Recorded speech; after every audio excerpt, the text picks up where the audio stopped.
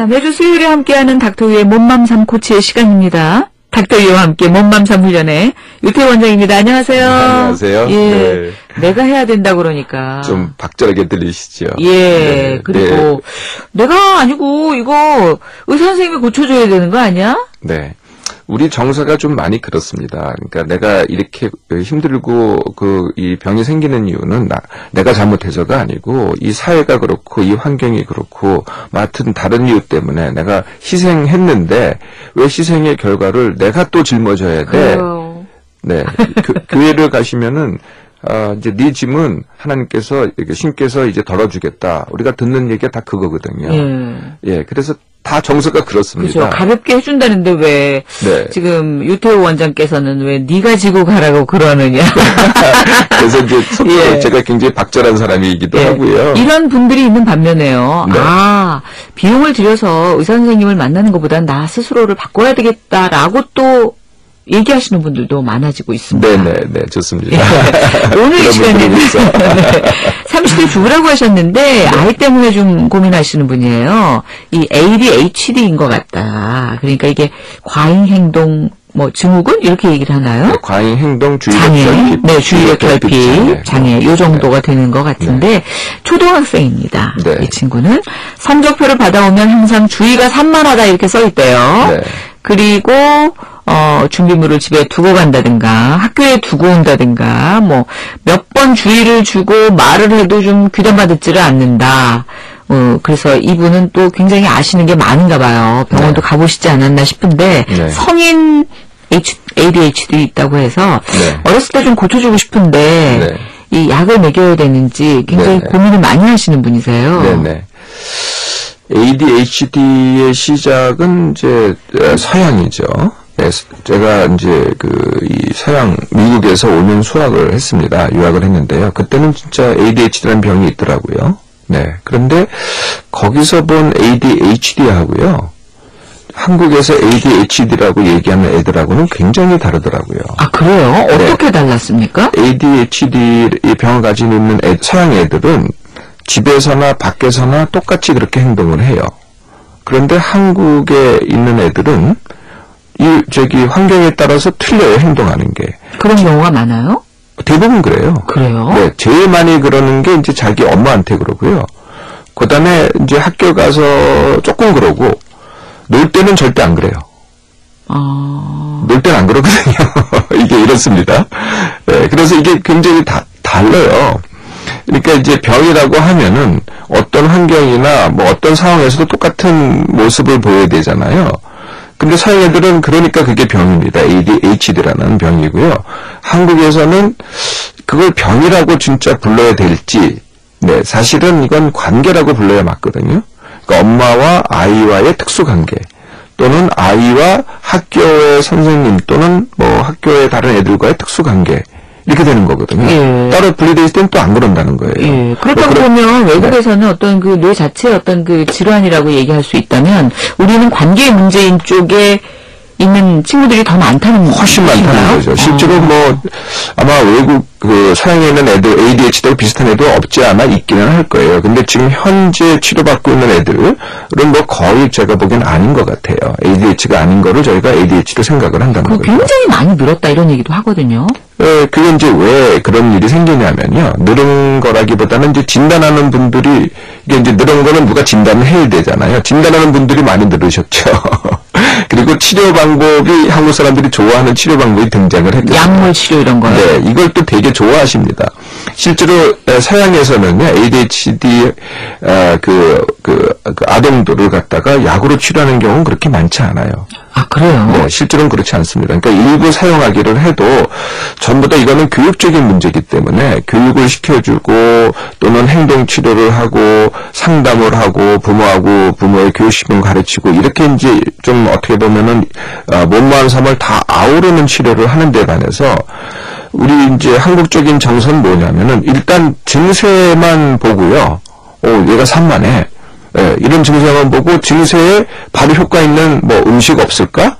아니면 약 없을까? 이런 믿음을 생각하죠. 네, 그게 우리가 이제 보편적인 정서죠. 예, 이 엄마도 좀 그렇게 생각하시는 것 같아요. 네, 그게 우리 보편적인 정서다 보니까 바로 약이 등장을 합니다. 그리고 약을 먹으면요, 실제로 효과가 있어요. 왜냐하면 말을 잘 듣거든요.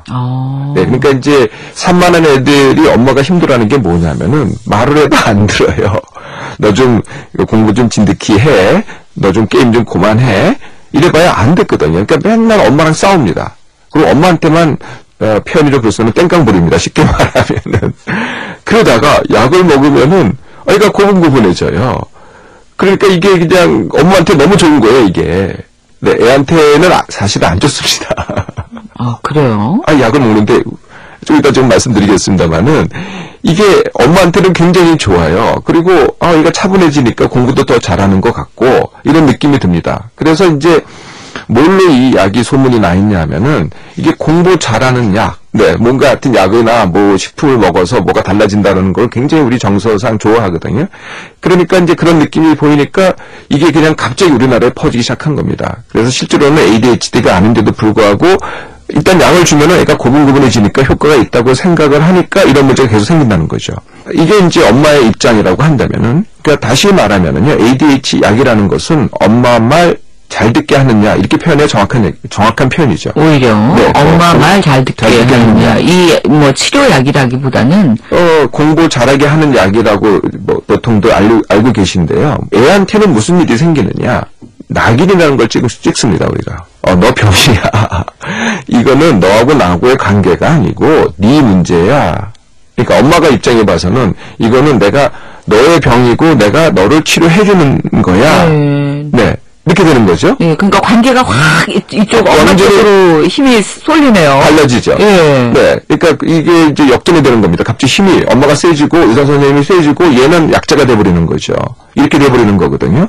그래서 이제 병자라는 낙인이 찍히고요. 그 순간에는 이제 뭐 좀 차분해져서 공부를 할지 모르지만은 지나보면은요. 한 1, 2년 지나보면은 내가 ADHD였어? 이런 이제 이걸 하나의 트라우마로 갖게 되거든요. 네. 그런 애들 굉장히 많이 있습니다. 그렇습니까? 평생을, 오히려? 네, 오히려. 평생을 내가, 나 어렸을 때 ADHD였어. 이렇게 기억하고 사는 분들이 많으세요. 예. 네. 누구한테 알려질까 두려워하고 이런 분들 계시거든요. 그래서 병명이 맞다고 한다면은 뭐 정확하게 얘기하는 건 좋지만은 그렇지 않은 데서 애한테 낙인 찍히는 게 이제 가장 큰 거꾸로 보면은 해가 된다는 것입니다. 자, 이것을 어떻게 하느냐? 네, 어떻게 치료해야 돼요? 네, 그러니까 우리는 이제 그런 제가 늘 말씀드리지만 빨리빨리라는 정서가 있다는 거죠. 애 문제로만 보지 마시고요. 이거는 나와 애의 입장이다. 이렇게 보시면 되고요. 이렇게 보시라는 거죠. 두 번째는 애를 바로 다른 애한테 기준에 맞추려고 하지 마시라는 거죠. 내가 좀 혹시 산만하다고 한다면은 그게 단점이라고 한다면은 틀림없이 다른데 장점이 있습니다. 그러니까 자꾸 단점을 고쳐주려고 하거든요. 우리는 좀 그런 정서가 있어요, 그죠? 글쎄 그렇습니다. 그러다 보니까 이런 문제가 자꾸 이렇게 확대 재생산이 됩니다. 그러니까 단점을 가지고 자꾸 애하고 싸우다 보면은 점점 그 문제가 더 커지거든요. 애는 반항을 하고. 그래서 어느 정도의 단점은 조금은 그냥 놔두시고요. 거기에는 그렇게 크게 반응하지 마시고 제가 이게 기본적으로 어떻게 말씀드리냐면은 단점에는 최소 반응, 장점에는 최대 반응을 하시라는 거죠. 네. 오히려 거꾸로. 네, 우리는 단점의 최대 반응을 합니다. 그래서 너무 애 단점 가지고 너무 매달리지 마시고요. 애가 잘하는 게 있으면은 그걸 자꾸 키워주려고 하라는 거죠. 그게 키워줌으로써 희한하게도 크게 봤던 단점이 줄어들기 시작합니다. 제가 단점을 무시하라는 게 아니고요. 치료하는 방법 중에 단점을 치료해가지고는 단점이 커지고 장점을 치료하면은 단점이 작아진다는 거거든요. 그러니까 단점은 최소한으로 보고 장점은 좀 최대한 살려서 그걸 이제 자꾸 키워주라고요. 그러면 싸울 일도 없고 애가 반항할 일도 없고 내 말 안 듣는다고 할 것도 없잖아요. 그래서 트러블이 될 것도 없고 병원 갈 일도 자꾸 없어지거든요. 어떠십니까? 예, 굉장히 그 말씀은 맞습니다. 네. 근데 이제 자녀 키우는 엄마 입장에서 그게 참 엄마가 쉽지 않겠는데요. 다 그게 이제 비교 때문에 오는 거거든요. 그러니까 이제 주위에서는 다 그럴 때는 야 병원 데려가 약 먹여 너 아무것도 안 하는 거야. 그 압박감을 느껴요. 맞아요. 네, 그러니까 내가 정말 못 해주고 있나? 내 아이는 특별해. 나의 아이한테는 내가 특별한 거 해줄 거야라는 이런 깊은 정서를 갖고 있어요. 근데 그게 오히려 거꾸로 지나치다 보면은 이런 문제를 거꾸로 양산한다는 거예요. 사실 병이 아닌 것을 이런 병명을 붙이게 되고요.